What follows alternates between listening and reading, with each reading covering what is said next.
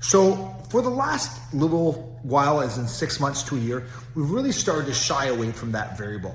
We saw this steady increase in rates that made the variable get really expensive. And really at one point, the variable was almost a percentage point more expensive than a fixed.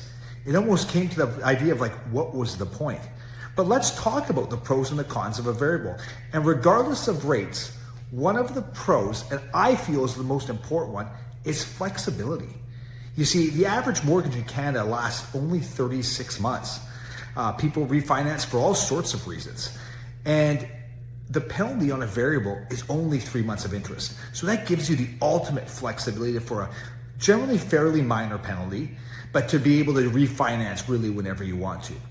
Now, the other part is if you kind of look at the variable over a long period of time, it typically wins. It's typically a little bit cheaper. But we know the con is, we saw it over the last 18 months with those steady increases, and now getting to, quite frankly, the highest we've seen in the last 25 years. Now, the one trick that's happened, the one thing that we've seen is the fixed rates have caught up. And so when you're looking at those short-term fixed rates, they're pretty close to the variable. So if you think that the likelihood that the rates are going to start to come down and you value that flexibility, you might be wanting to lean back the variable. However, if the idea of the rates moving up really kind of sends you for a spin, that's not going to change. Are they going to come down? Absolutely. But they'll go back up too. It's a fluctuating thing. And if you just don't got the stomach for it, it might not be worth it regardless of the savings.